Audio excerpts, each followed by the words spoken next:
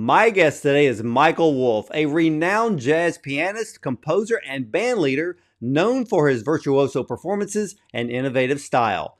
Now, after leaving music school early to join the Latin jazz great Cal Tjader's band in the early 1970s, he spent the next 2 decades gigging and recording extensively. Now, Michael can be heard on over 21 recordings with an array of Hall of Fame talent ranging from Cannonball Adderley, from Sonny Rollins and Nancy Wilson, who he was her musical director, as well as Sheila E. and Christian McBride, even Tony Williams and more. Now, he has performed with and conducted over 25 symphony orchestras worldwide and also had a 5-year tenure as a musical director of the High Energy House Band on Arsenio Hall's groundbreaking late-night talk show. Now, this journey led him to accompany saxophonist and presidential candidate at the time, Bill Clinton, in 1992. But we're here to talk about his incredible brand new album, MEMOIR, which is a stunning collection of 11 tracks, a mixture of moods, beautifully and elegantly played with his frequent trio partners, stellar musicians Alan Mednard and Ben Allison. And his newest album release is especially noteworthy because it is miraculous that he is alive after a brutal battle with a misdiagnosed form of cancer that had him at death's door. But he's back making incredible music. So ladies and gentlemen, let's welcome jazz great, the one and the only Michael Wolff, to the show. Welcome, Michael. Thank you so much. Great to be here. Great to be anywhere, but really great to be here, Well, I am glad you are here, and I've been looking so forward to this interview with you. And first of all, why is your new album such a miracle for you? Well, I'm just, I almost died from having a really rare cancer. And luckily I got up to Memorial Sloan Kettering here in New York City where I live and found an amazing doctor, Dr. Marino Gounder. And I had a cancer that only 300 people were known to have had, and there was no treatment. And he figured it out through a genomic blood test, the mutation in my DNA. And he went into the lab because he's a genius, and he found a little pill that was used for something else. And it worked. After like 2 days, my symptoms went away. And after 10 days, 80% reductions, because I had stage 4, it was everywhere in my body. And after a couple of years, he just said, well, you're cured. You don't need to take any more medicine.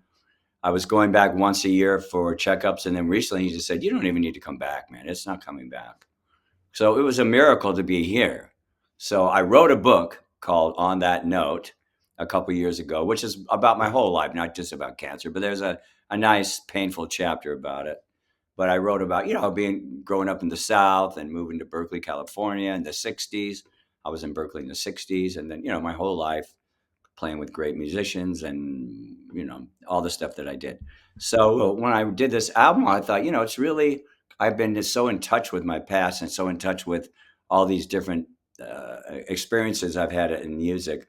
I was going to write a new album, and I actually ended up using 2 songs I had written in the 70s that I'd never recorded. And, just put the whole thing together. I did one standard that I loved that Billie Holiday had sung. So, I just thought this is like my book. This is a musical version of my book. Yeah, and I've had the greatest time listening to this brand new album. And I had to step back into your past a little bit because I understand, like you just said, you grew up in the segregated South. How did that shape you as a musician? Well, I was really lucky. My parents were very liberal. This is in the 50s, in Memphis. And as liberal as they could be. We were Jewish. So that's a whole other thing, being Jewish in the South, But like my mother had one of the first civil rights meetings with an African-American minister, in the 50s and stuff like that. But the whole South was totally separated. So we moved to Berkeley in the 60s, in 1961. God, I was only 9 years old. So when I really started playing, I started playing in California, which was much more open. But I would go back every summer to New Orleans and stay with my cousins and my aunt and uncle, who I loved.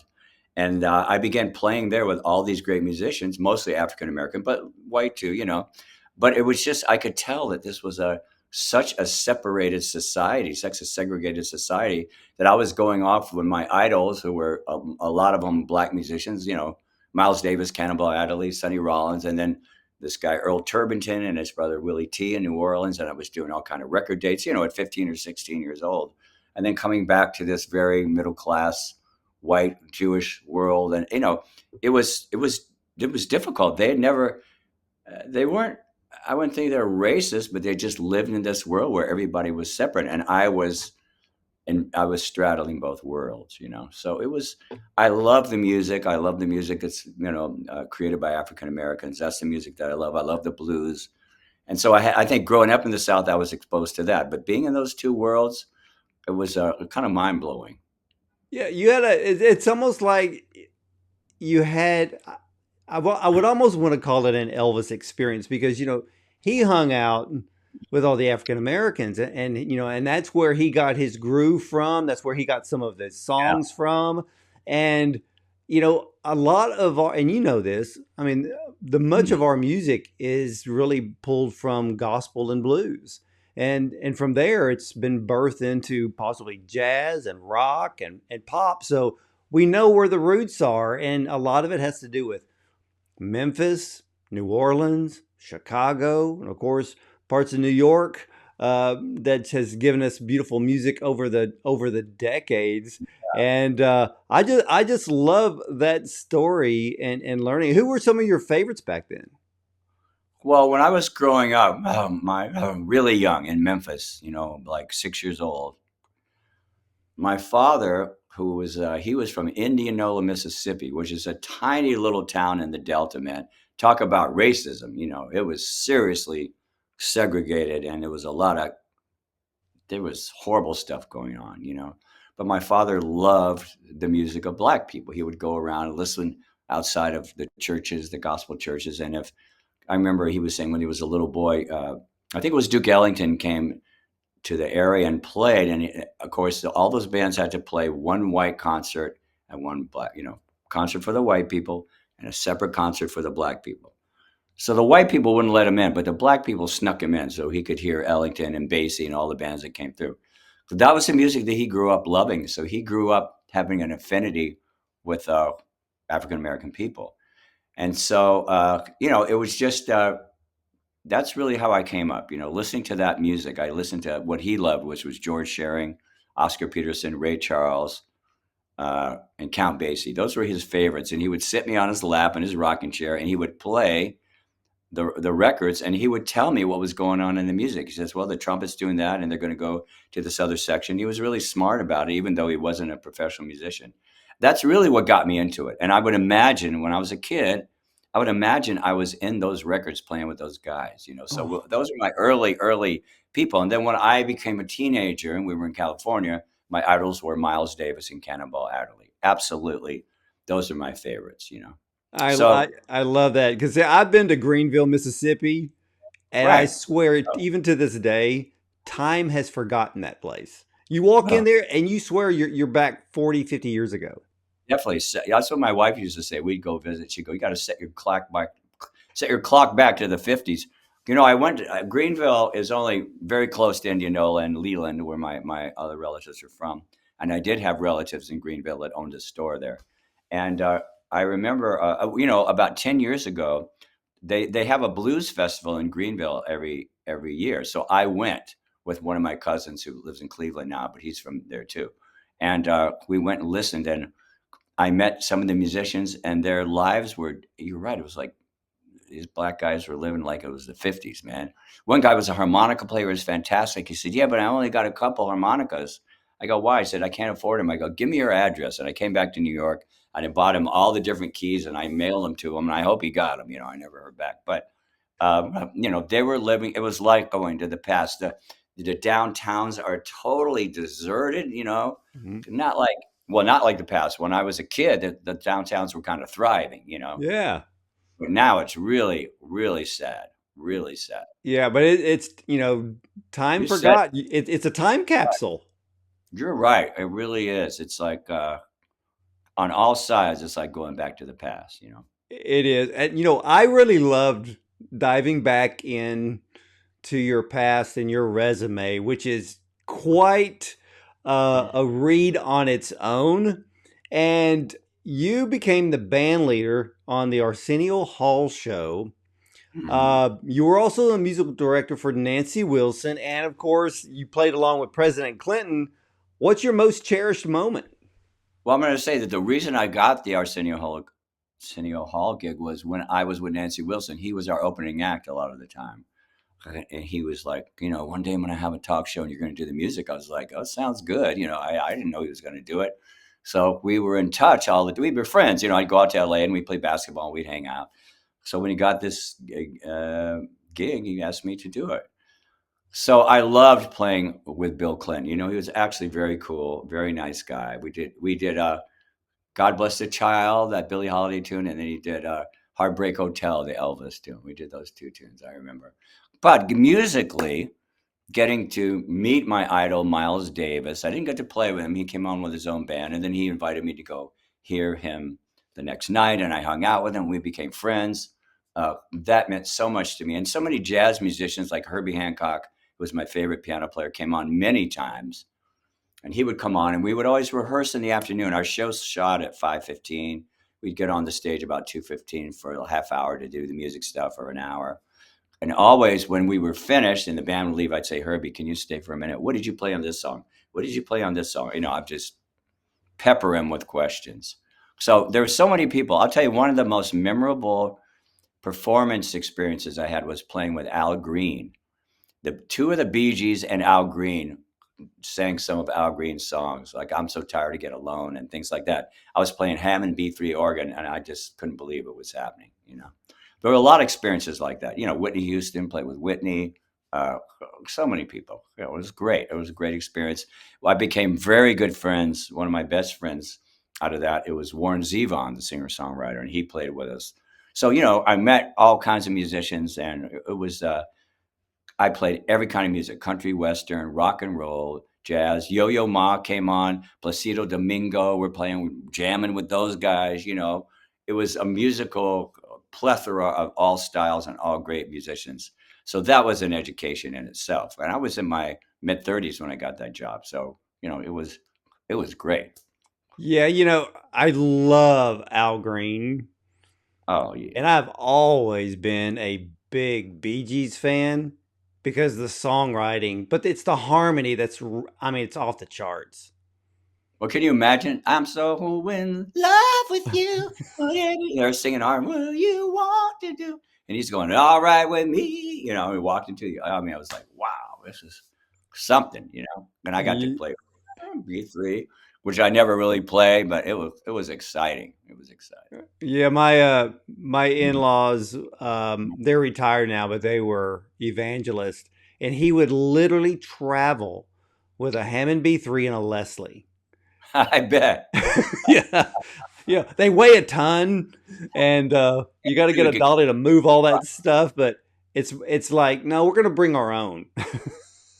Oh man, well, another guy that I'd grown up listening to that was a favorite of my dad was Ray Charles, and Ray Charles came on the show, and everybody was saying, a lot of times the business people will tell you something about him, like, oh well, you can't talk to Mr. Charles, he's going to come on. I said, when he got there, I said, look, I got to play. Our band was playing with him. How am I going to play? I got to talk to him. So I went and talked to him, and he was super friendly, So we worked it out. We played a couple of tunes, and he was fantastic. And then he went and sat on the couch to talk with Arsenio. We were over there in the band. We sit there and listen. And all of a sudden, he starts going, Georgia, Georgia. So I have to hear it. And like, okay. And we started playing along with him. Those moments, Patti LaBelle was the same way. One day, she just walked to the middle of the stage and went, looking out in the morning sun. It's like, whoa, we just got to start playing. So those are great experiences. Great. Yeah, I can't even imagine, because that's just being in the presence of multiple greatness with all of those artists.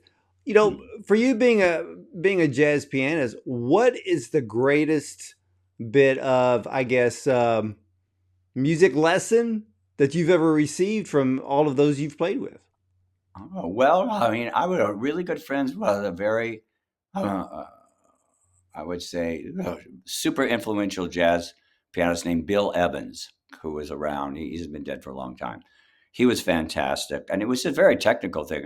I became friends with him when I was 20 years old, and he was probably in his mid-40s at that time. But he had played with Miles Davis. had his own trio. He really, the way he played, he took a lot of classical influence, and he put together his own style of music. And one day I was trying to learn this standard Stella by Starlight, and I was having trouble. And I went to see him whenever he was in the Bay Area. I'd go every night, and we'd go out and eat afterwards. And I said, Bill, I'm having trouble. He said, well, this is kind of technical, but I play the melody on the top of my, the top. I play the bottom of the chord on the bottom. I play two inner voices. That's the way I learn every song. And that was a big lesson for me. Now, the other lesson, when I was the band leader, when I was a pianist with Cannonball Adderley, I'd been with them, a few months, and I said, Cannonball, do you have any suggestions? And he said, no, I hired you because I love the way you play. Play all over the keyboard and never listen to anybody who tells you how to play.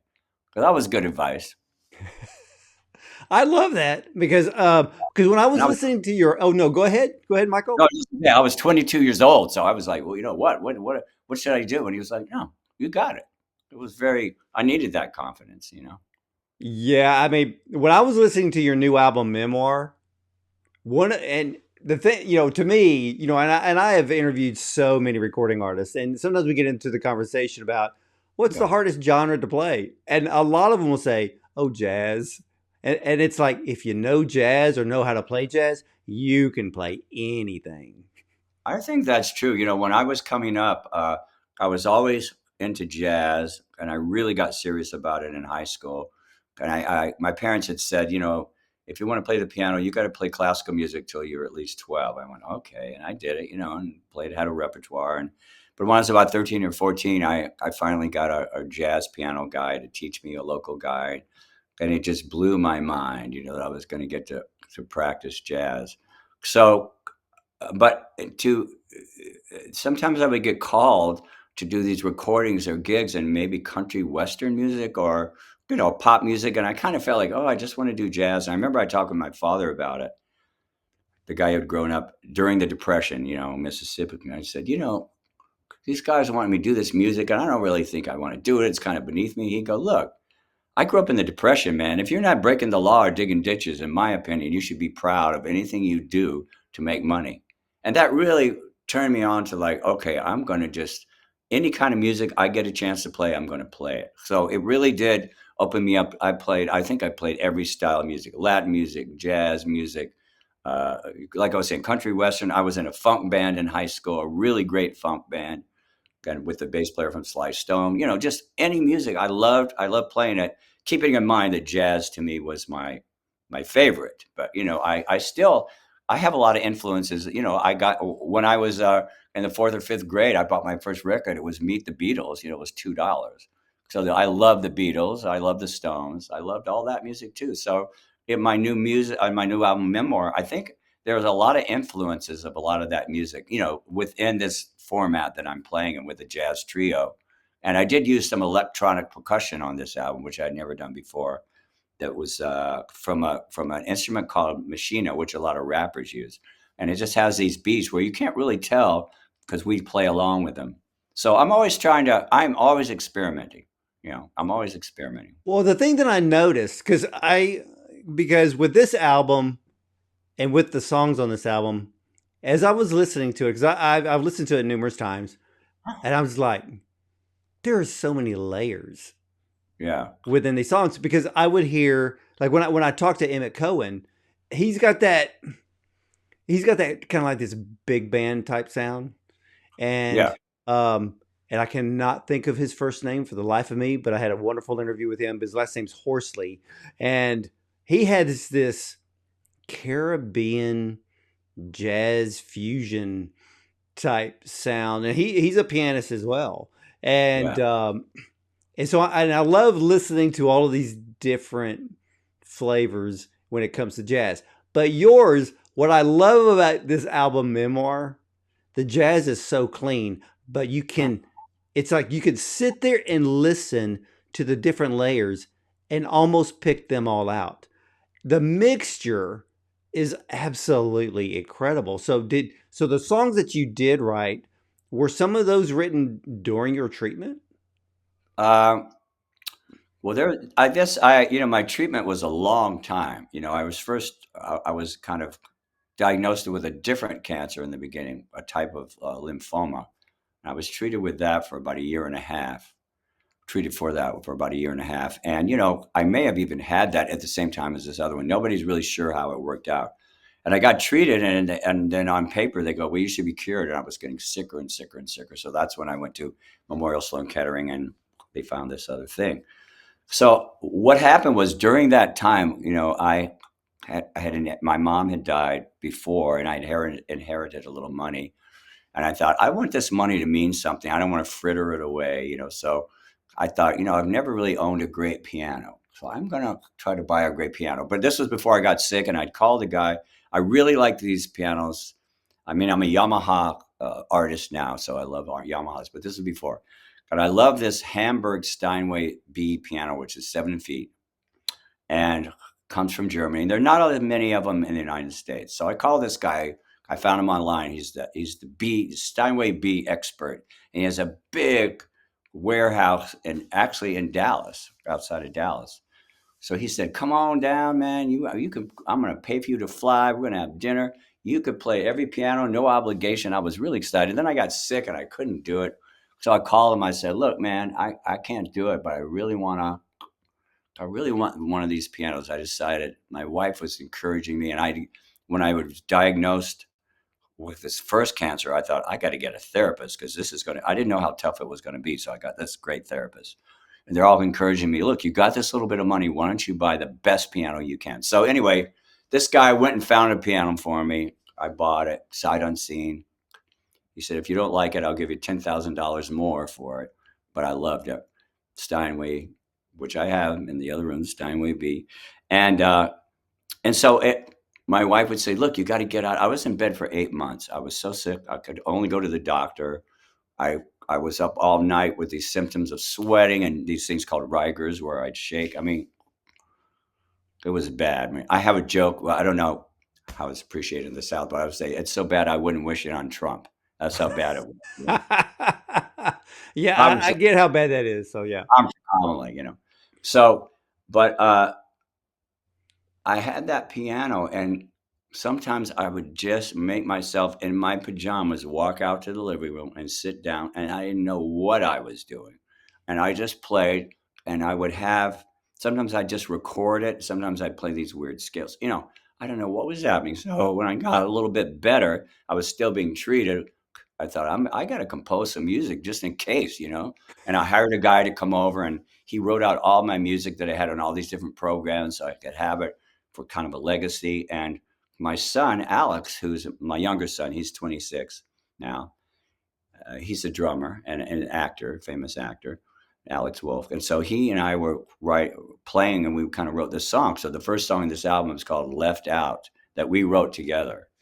And, I just slowly started writing things. That's really how it happened. When I could get the piano. Yeah, well, that's actually my first song that I was going to ask you about was Left Out, because it's got this mellow, soulful sound to it. And so what's the deeper story behind it? Well, the story is, truthfully, I was trying to see which tenths I could reach on the piano easily. And there were, what were they? F, G, and C. And G flat. So I just said, I'm going to write a song with that. That's how I started that thing. But then the feeling started happening when my son sat down and he did some really funky beat. So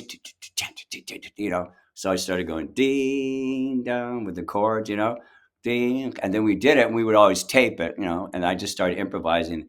Improvise that melody, and then I went to another key, and I just worked on it like that. So, I kind of work on my stuff over a period of time. But I had that groove from Alex, and then I put it together. So I kind of put it together like, there's the groove, there's the chords. Then I wrote the melody. Then I wrote another melody. I sort of put it together like constructing it. That's how I wrote it. And then I found this beat on that machine I was telling you about. It was really great with the drum beat. So I recorded that first, and, that's going in a certain tempo. And then I went in with my trio, and they had the music for the song, and then we just played to that and improvised. So that's how it happened. Yeah, I love the layering of the songs on this album. And you have this. Oh, no, go ahead. I'm just agreeing with you. All the songs are layered. You're totally right. It's interesting that you heard that. Yeah, and there's this, and I want to ask you about this one particular song because it's a very lively tune, and I'm probably going to mispronounce it, but it's Zawi Nul. Yeah, Zawinul. Zawinul was a great guy named Joe Zawinul. He was a guy who played piano with Cannonball Adderley for 10 years before I did it. There were a couple of people in between. He started a band that was, I think, one of the greatest fusion bands in the 70s called Weather Report. And they had huge hits. They had, big hits. They were an amazing band. And Joe was really nice to me when I was with Cannonball. I was 22 years old, and Joe had this big band. But I was introduced to him from our drummer, and he was just kind of took me under his wing. He was from Austria. Yeah, man, come on out, take care.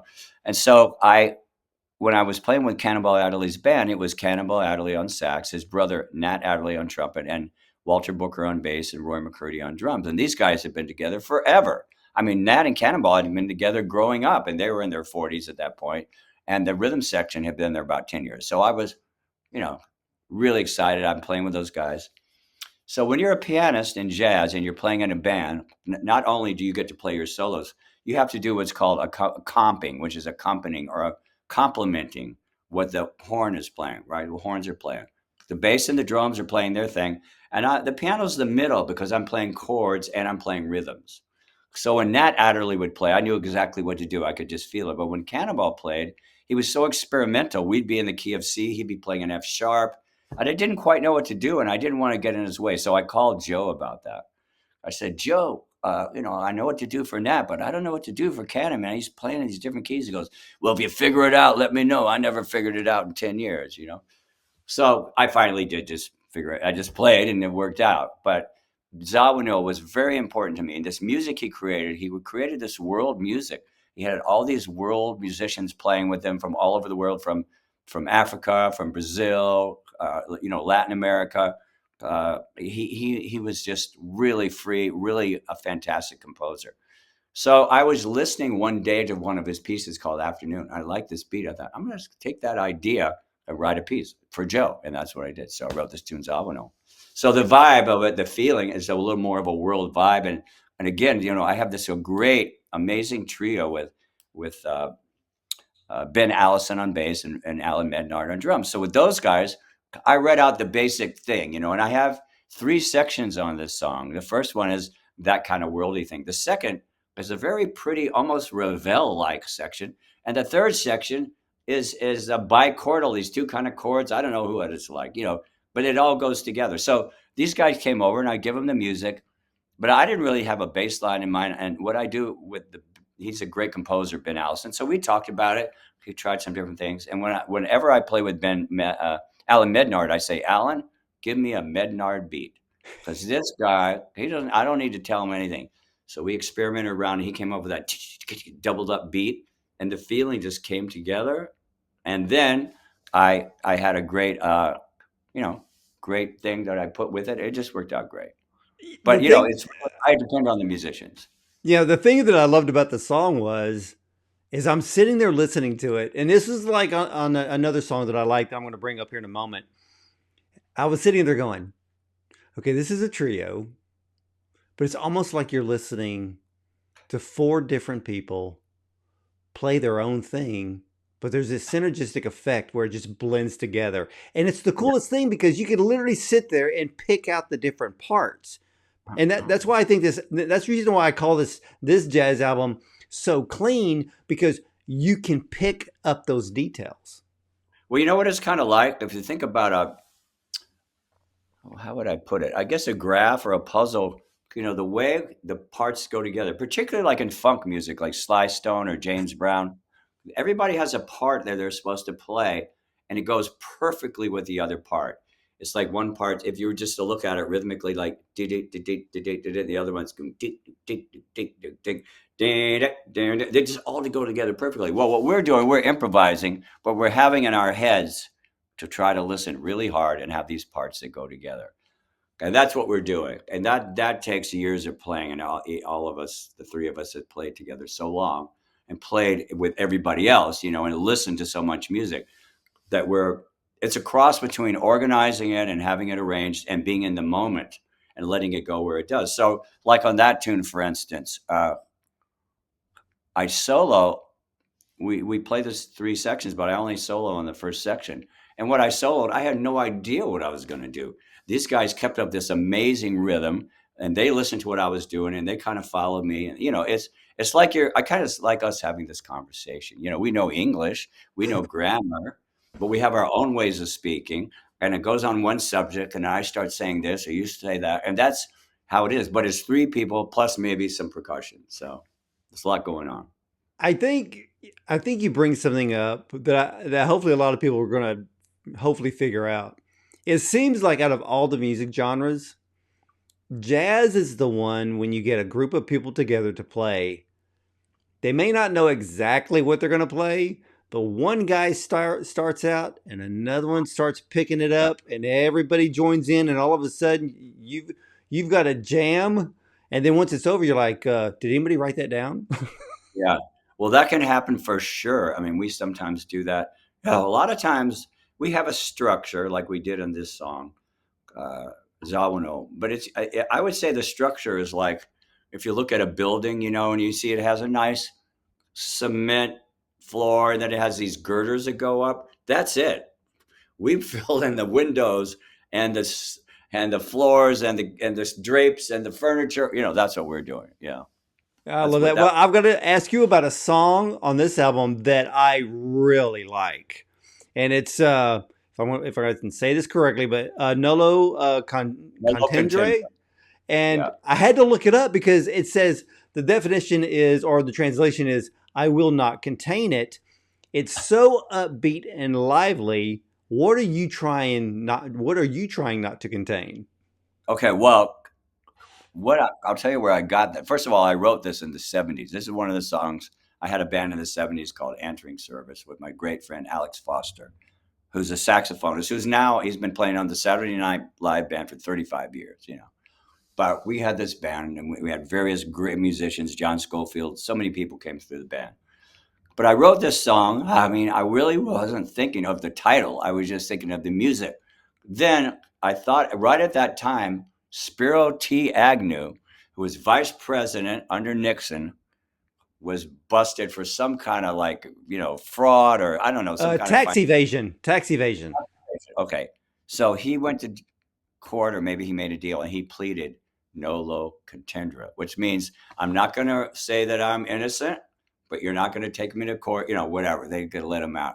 And I just love that. I just love that name, nolo contendere. Like I'm not going to fight it. I'm just going to be what it is. So it just felt like it went with this song because this song is kind of got a lot going on in the melody. And again, it has, uh, you know, 3 sections. It has that little bridge section where the drums plays, and then it has a solo section where I play, and then we go back to it's a fast melody, which I don't usually. I usually write more melodic stuff, but that one just came out how it came out. Yeah, because you have a lot of melodic and mellow songs on this album. I believe there's one on this album called Afternoon. Is that the one that you wrote Yeah, in an afternoon? wrote it. I was sitting and at this great piano I told you about, this Hamburg Steinway 7-footer B, which I was just sitting practicing or whatever, and it was a Sunday afternoon, and my wife was in the kitchen. I don't know what she was doing, messing around, whatever. And the sun was coming in. We have a very sunny apartment here in New York. But I just wrote this tune.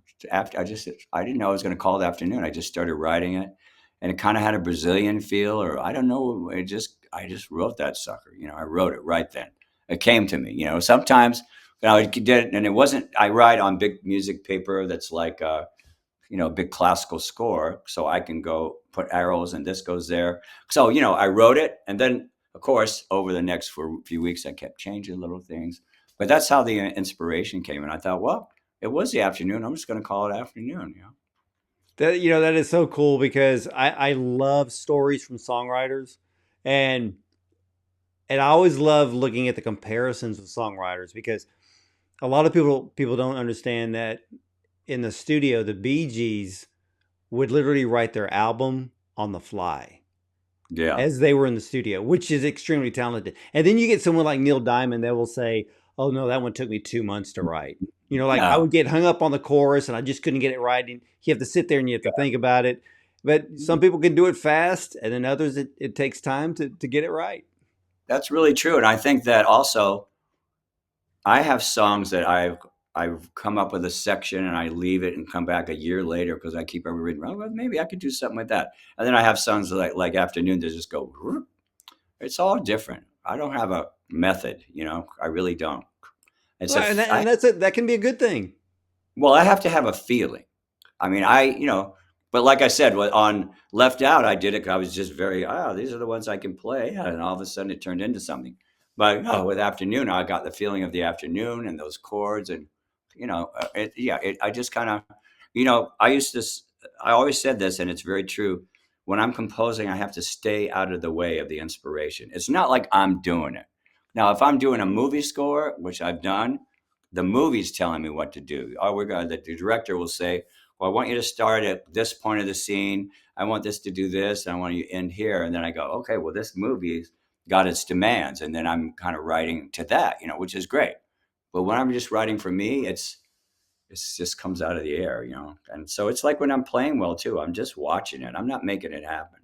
And that came over years. When I was 18, I started playing a lot. I was in college, and one day this happened where I just said, "What am I playing? This is better than anything I've ever played." I didn't know why it happened, and then that didn't happen for 6 months, and then it didn't happen for 3 months.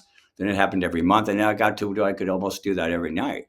But it's letting it happen.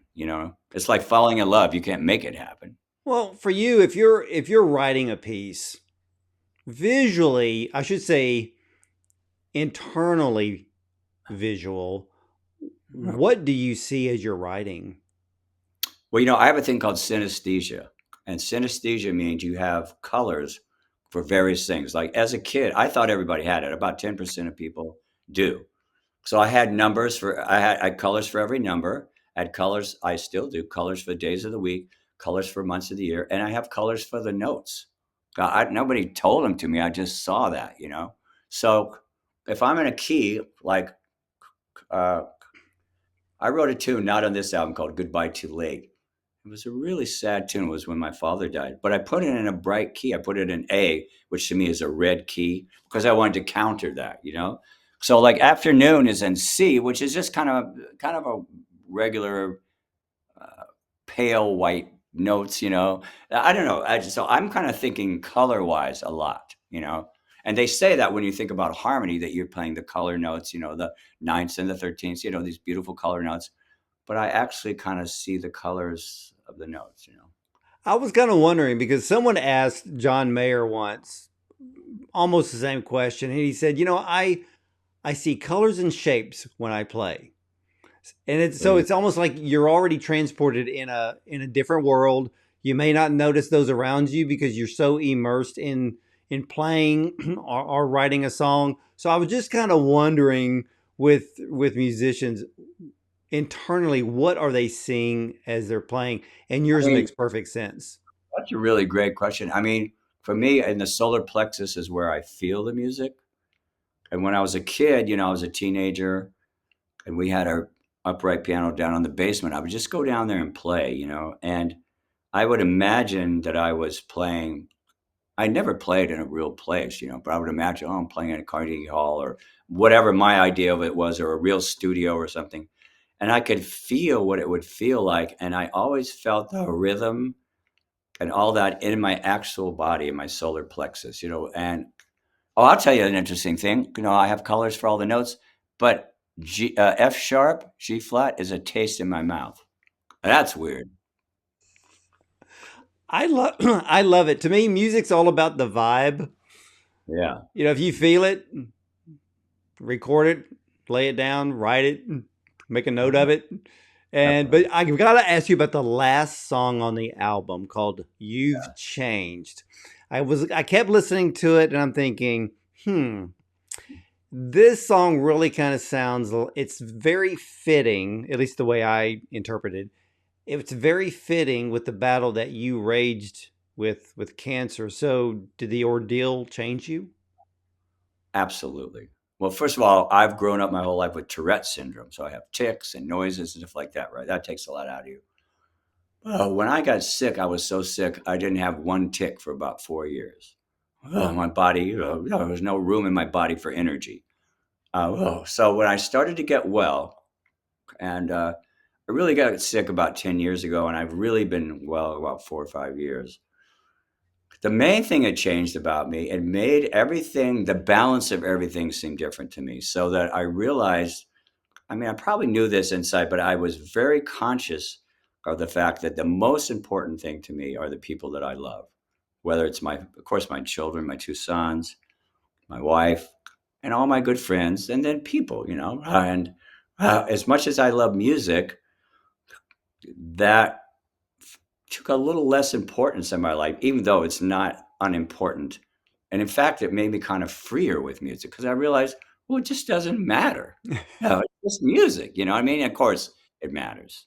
But I mean, it just, I think my focus changed. And I think I got a lot more wisdom about, um, just dealing with people and accepting people and, just not being a narcissist because to be an artist you're pretty much a narcissist.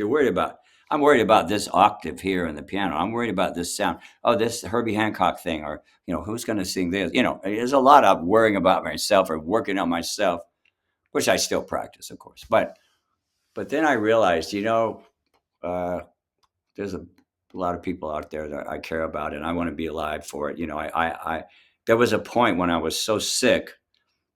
Early on, I had been given when I went to Sloan Kettering, they didn't really know what to do, and they figured out this new cancer I had because there was no treatment. So the doctor said, well, I'm going to just give you what he called a punchy chemo. And I had a bunch of chemo, but this chemo about killed me. I got sepsis and pneumonia, and I was in the ICU. And I woke up one day, and I had been out the whole night. They said, we didn't think you were going to make it through the night. You had no blood pressure. And so I was in there, and I was hooked up to a bunch of stuff, and it was a glass thing. You could see all the other people, and they got all kind of stuff in them, and some people were dead. And my wife came in, and she goes, "Now you're in the ICU at Beth Israel Hospital."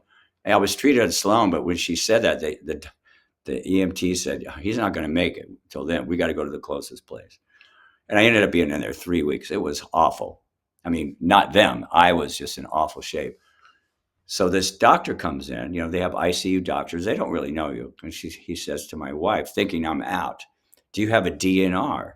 Because she says, what's that? And the DNR is do not resuscitate. And I lifted up my head and said, resuscitate me.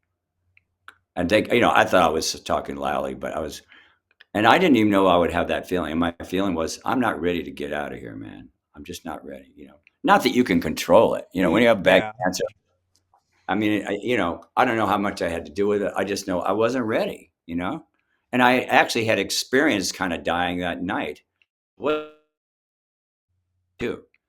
I mean, I don't want to die, but I used to be afraid of dying. And now I'm like, well, if I feel that bad again, well, it kind of plays into the fact that you're laying there and you're basically saying, not today, Satan. Right, that's right. Yeah, yeah, not today. I'm going to make it. I'm going to pull through it. And sometimes I just think it's that little. Sometimes it's just the words that that will come out of our mouth that set the journey before us, and then we come back to life and we get to live life again.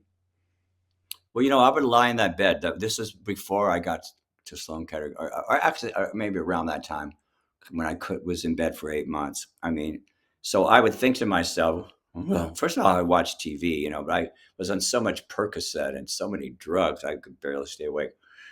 But I'd see these old guys doing these commercials, for something. I go, well, why is that old dude so healthy? I'd get so mad about it. I don't want that. I want to be healthy, So I'd sit there and I'd take that phrase, can you see the light at the end of the tunnel? And I couldn't see it. I'd say, I don't see the light at the end of the tunnel. I want to see the light at the end of the tunnel. But I wasn't giving up. So then what I started doing is just like when I was playing the piano, and I imagined what would happen. I started imagining things I would do when I got well. Like I was really into golfing. So I thought, I'll go to LA. We have a house in LA. I'll go and I'll join a golf club, and I'll do all, just I'm going to write a musical, whatever it was. Not that I necessarily did it. I would really be thinking about the future. Hopefully that would, I don't know if it helped, but that's how I dealt with it. I kind of was able to just, because it was a nightmare. Like I said, I wouldn't wish it on anybody to go through that, what I went through. Yeah, and I It's, think it's good to make future plans. Even if the doctor says, "Oh, you got 6 months," well, then make your plans on month 7. yeah. You Well, they know, didn't tell. As I got better, I was asking my doctor, who is now my friend, Marina Gounder. And, he's become a really good friend. And I'm actually going to speak next week at Memorial Sloan Kettering at a big event with their donors and doctors. And I'm going to be the only patient. I'm going to tell my story. But I kind of lost my train of thought about it. But anyway, yeah, it was really, really like, okay. Well, I lost my train of thought. Sorry about that. hey, that's all. That's all right. All I know is your album Memoir is a fantastic album to listen to. And ladies and gentlemen, I will tell you this: Michael Wolff's new album Memoir features him and his trio with longtime collaborators Ben Allison and Alan Mednard. The 11-track collection is a deeply inspired compilation of new music and fresh interpretations of some of Wolff's favorite unreleased original compositions that he decided to revisit. True to its title, Memoir is a rhythmically dynamic yet simultaneously soulful exploration that highlights the rich, intricate quality of Wolff's playing and the musicianship of all three artists. With over 21 solo albums to his credit, Memoir is one of Wolff's most personal and significant records to date. I encourage you to head over to michaelwolff.com, check out his latest release, Memoir, as well as all of his tour dates and more. And Michael, I have had an absolute blast and enlightening conversation with you today. Me too. And I just remembered what I was trying to say. I'm going Yeah, to go ahead. cut it out. No, all I was saying that at one point when I was getting better, I asked my doctor, when you first saw me, would you think I had 1 or 2 years? He says, honestly, I thought you had 2 months. But he didn't tell me that. So when I first met him, I said, they didn't know the treatment. I said, am I going to survive? And he said, well, I'll fight with you. So these are bad news when you get that from the doctor, Yeah, but I like the fact that he said that he would fight with you instead of giving you an end date. That's right. He did. He's a great guy. He's a young man, and what I'll tell you, I'm just going to say this, and if it doesn't work for your show, but what he did, what was so great was he found this little pill that was used for something else. And when I got better, he wrote an article about it in the New England Journal of Medicine. So he was getting flooded with calls. A drug company came in and they created a drug specifically for what I had. And now what I had is just like a regular curable disease. Oh, you got that? It's curable. Take this.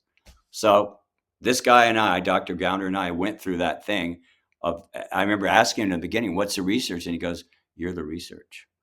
So I feel like I'm the luckiest guy in the world, whatever happened. Yeah, I mean, just think about it. Even though you were only one of 300 known cases of this type of cancer, anybody that comes after you has the greatest hope to live, and we thank you for that. Mm-hmm. I'm happy to have been that guy. Well, what's next for Michael Wolff? I'm playing this weekend. I don't know when this comes out, but I'm playing October 25th and 26th at a club I love in New York called Mesro with Ben Allison on bass, a different drummer because Alan's not free, Victor Jones. And later on in the fall, in November, I'll be playing in Clearwater, Florida, if it's together enough. I don't know how badly that got hit. And in Snug Harbor, a great club that I play in New Orleans.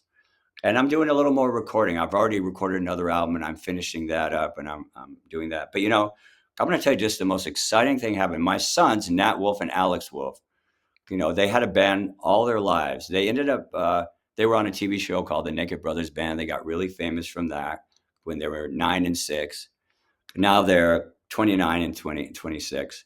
And the last fall, their band with them, they have been touring, opening for Billie Eilish all over the country. So they just did 3 nights in Madison Square Garden. Now, there's one song that my older son Nat wrote about me called "All My Plans Shake," because I used to have those rigors, and it was about me being sick and how I did it. So I played it on the album. On the album, they brought me in, and I played a beautiful long, I'll say beautiful, but a long intro, and then played with the tune. So they brought me up on stage the last night at Madison Square Garden, and there I was, 20,000 people with my sons playing this song. That was an experience. First of all, I hadn't played Madison Square Garden in 50 years. I played there 50 years before. But doing it with my sons, that's what does it for me, Yeah. I can't even imagine what that must have been like. And you are not only talented, your family is talented. And Hmm. I want to thank you for all of your time today and sharing Uh, your backstory as well as this incredible new album. well, I love the way you interviewed me and how you listen to the music. It means a ton to me. So thank you so much. Oh, you're very, very welcome. And ladies and gentlemen, you can become a Michael Wolff fan just like me. So head over to michaelwolff.com again for his brand new album, Memoir, as well as all of the tour dates. So if you're in New York, look him up, look up those dates, and go see him live in person. So, ladies and gentlemen, I want to thank you for watching and listening, and I'll see you next time.